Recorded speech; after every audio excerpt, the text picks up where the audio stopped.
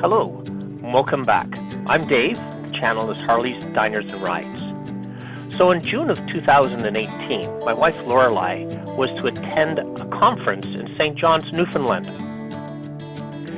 Being retired, I decided to meet her there, but I was going to ride my motorcycle.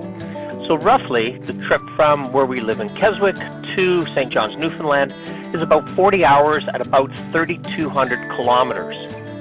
I plan on taking about 6 days to get there, and that would allow us some time to take in some of the sights along the different provinces. I'd have to go through Ontario, Quebec, into New Brunswick, Nova Scotia, into Cape Breton before catching a ferry over to Newfoundland.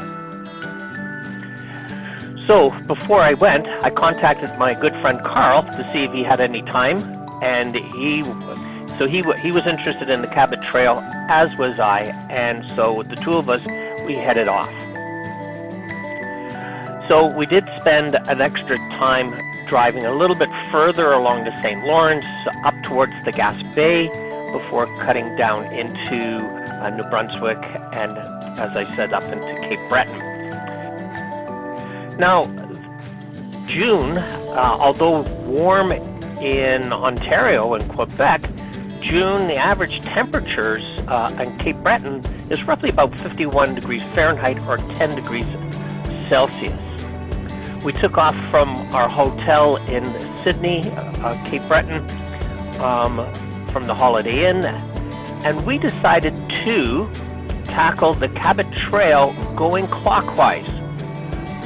So if you're a person that doesn't do well with heights, then you may want to take the tour going clockwise. And this would keep you on the landside lane all the way around the island. I wanted to experience being right out on the edge, looking over the mountains into the ocean. Some of the beautiful towns that we went through when we did started on the Cabot Trail, we wound our way through North River Bridge, Inganesh, Neils Harbor, Shetty Camp, Marguerite Harbor, and so on. Just beautiful country. The rugged beauty of Cape Breton Island and the Cabot Trail is, well, you'll see by the video, it took us roughly about 6 to 7 hours to ride. We didn't do too many stops, although I had planned on stopping at different restaurants and coffee shops around.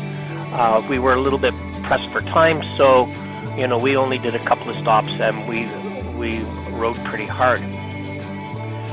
The video, as you'll see, ends at Marguerite Harbor, and that's because my camera died or the batteries ran out.